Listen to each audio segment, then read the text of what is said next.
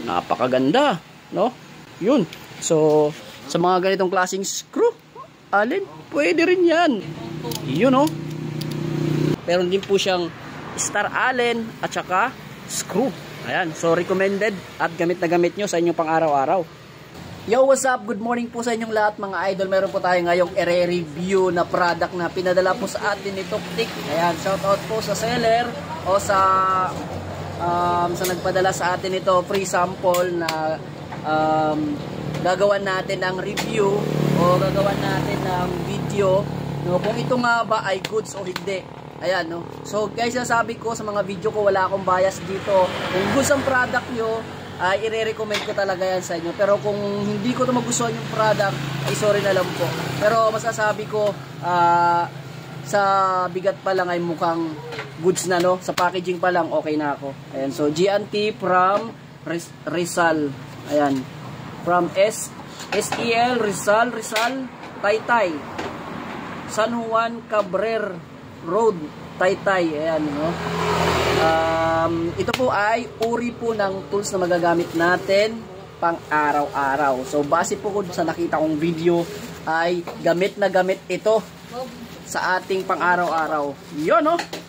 Nakita ko na, oh. At may pinadala po sa atin na para siyang sticker. Ayan. Ayan, no. Parang sticker para siyang code. Sana saan nakikita siya. Okay, so wag tayo dito mag-focus. Lagay ko muna yun. Dito po tayo sa product na pinadala sa atin ni Toktik, no, o ng seller. Ayan, mga idol, no. Ito po ay multifunction screw drive set. Ano, multifunction screw drive set. So ano po yung meron dito? Ito po ay meron na pong screw. Makikita natin, meron na po siyang screw. Meron po siyang star at meron po din siyang flat screw. So ito po ay this is multifunction 13-in-1 screw set. Mga idol, no. So basahin nyo na lang po kasi mahina tayo magbasa. Yan, so buksan natin at susubukan natin yung tibay ng tools na ito. Ayun. So base dito sa hinahawakan ko, maganda, mabigat. So palatandaan pag mabigat, premium. Alright. So lapag ko muna.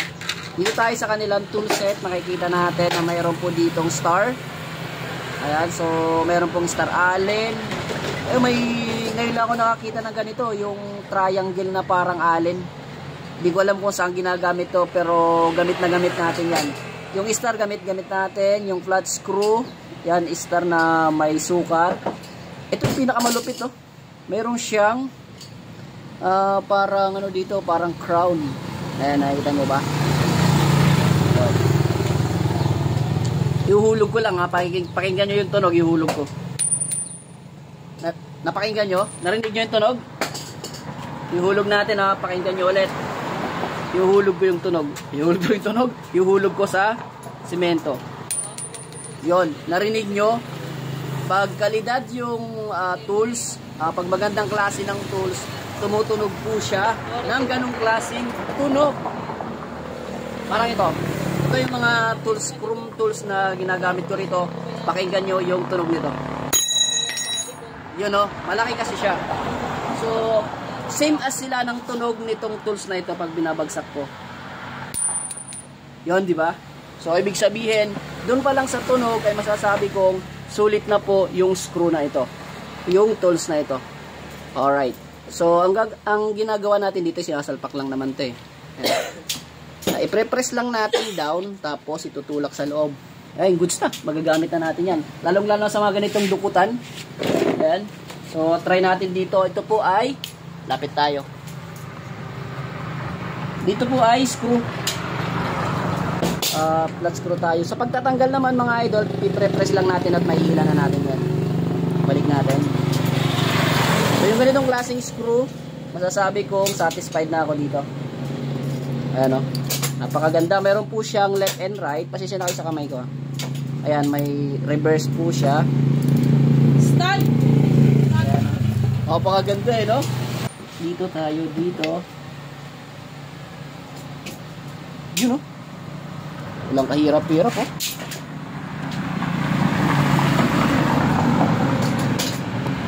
Yun, oh.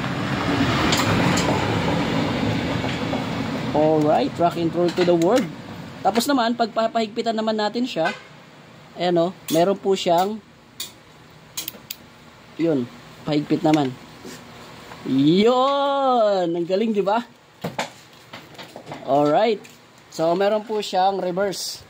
Yun ang maganda sa screw. No, hindi na tayo mahirapan. Ikot sa kabila. Sisit natin sa likod.